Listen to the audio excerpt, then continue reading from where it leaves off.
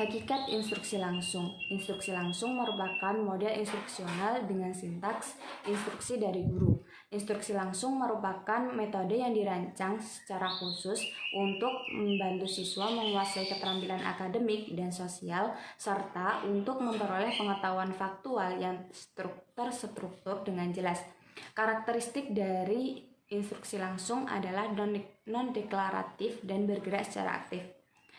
Pencetus dari direct instructional atau instruksi langsung adalah Flanders pada tahun 1970. Sintaks yang dimaksud yakni guru merupakan orientasi pembelajaran. Guru harus menarik perhatian siswa dan memberikan alasan serta tujuan pelajaran.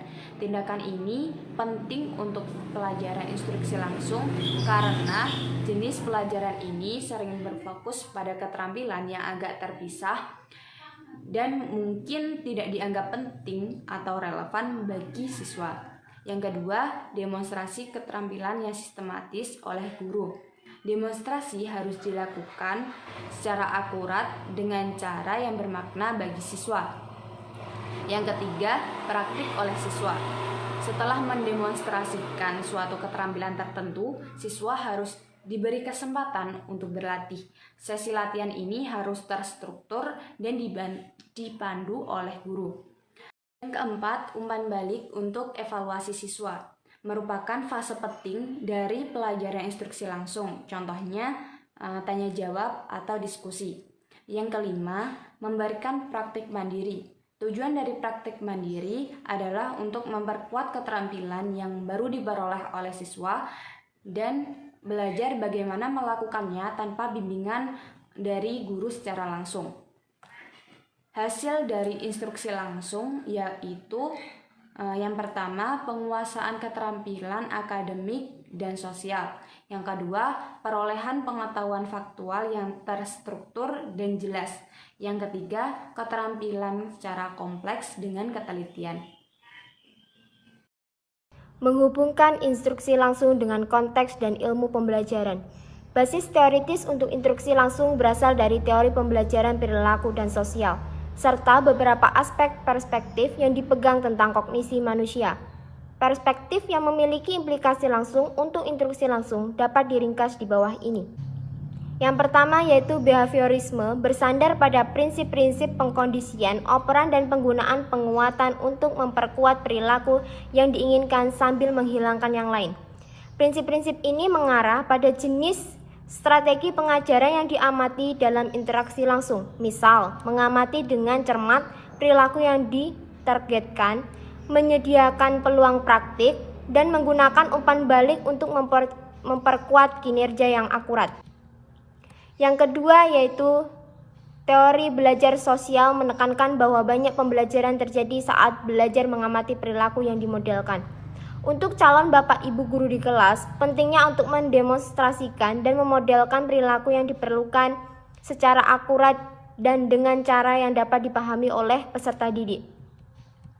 Yang ketiga yaitu teori pemrosesan informasi berkontribusi pada aliran keseluruhan pelajaran instruksi langsung. Informasi yang baru diterima melalui indera awalnya akan disimpan dalam memori jangka pendek. Memori kerja jangka pendek di sini memiliki kapasitas yang terbatas, sehingga keterampilan yang kompleks harus dibagi menjadi sub-keterampilan. Seperti halnya pengajaran pengetahuan deklaratif, latar belakang pengetahuan dan tingkat keterampilan sebelumnya merupakan faktor penting untuk menentukan apa yang akan mereka pelajari. Peserta didik tidak dapat menguasai keterampilan di mana mereka tidak memiliki cukup pengetahuan dan keterampilan yang memungkinkan. Selama tahun 1970-an dan 1980-an, peneliti pendidikan menjadi kecewa dengan upaya sebelumnya untuk menemukan hubungan antara karakteristik pribadi guru dengan pembelajaran siswa. Sebuah paradigma penelitian baru yang disebut penelitian proses produk muncul. Nama itu menyiratkan bahwa apa yang dilakukan guru atau proses memiliki efek penting pada apa yang dipelajari siswa atau produk.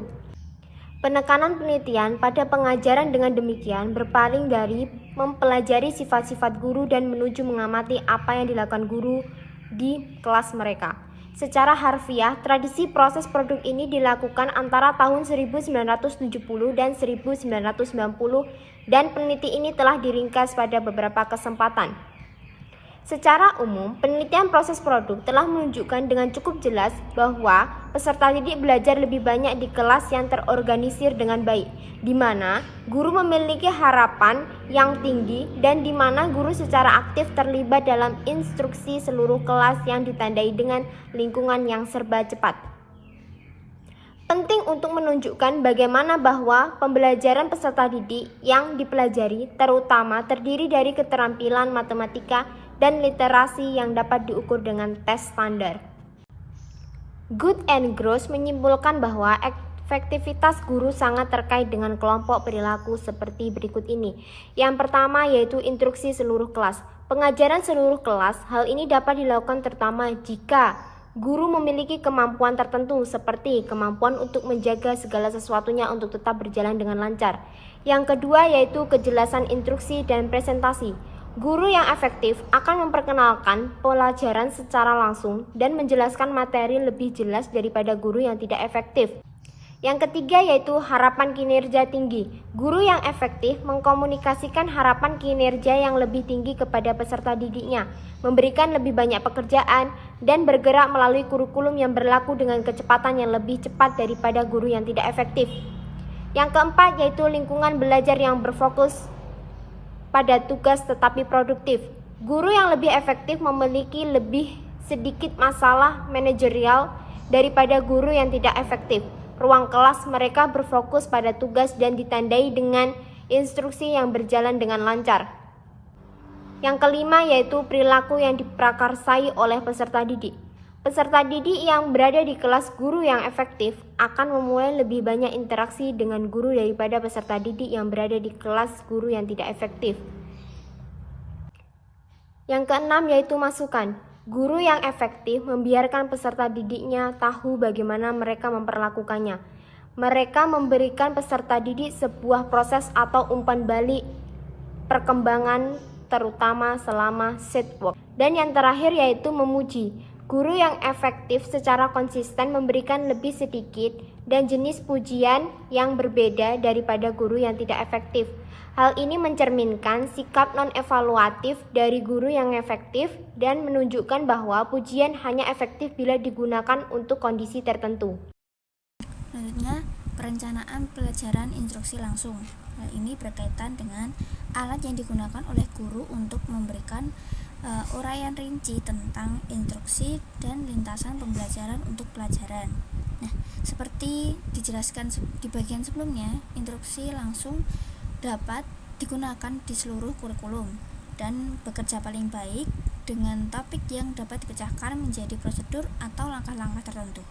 Nah, topik-topik ini mungkin termasuk bagaimana menggunakan peralatan tertentu untuk memukul bola tenis, untuk membaca peta, tetapi juga dapat mencakup proses kognitif yang lebih kompleks, seperti memprediksi atau meringkas keterampilan untuk meningkatkan pemahaman membaca. Kemudian tugas perencanaan yang utama yang terkait dengan instruksi langsung dikaitkan dengan yang pertama memutuskan keterampilan atau topik yang mana yang paling sesuai untuk pelajaran instruksi langsung. Yang kedua, menganalisis elemen-elemen dari keterampilan yang ditargetkan. Selanjutnya, untuk menentukan cara yang terbaik untuk menunjukkan keterampilan ini. Selanjutnya, menemukan cara paling efektif untuk memberikan siswa kesempatan berlatih dan mempertimbangkan lingkungan belajar yang paling sesuai untuk jenis pelajaran. Yang selanjutnya ada 3 pendekatan serupa dengan instruksi langsung. Yang pertama ada 8 fase pembelajaran Ganya.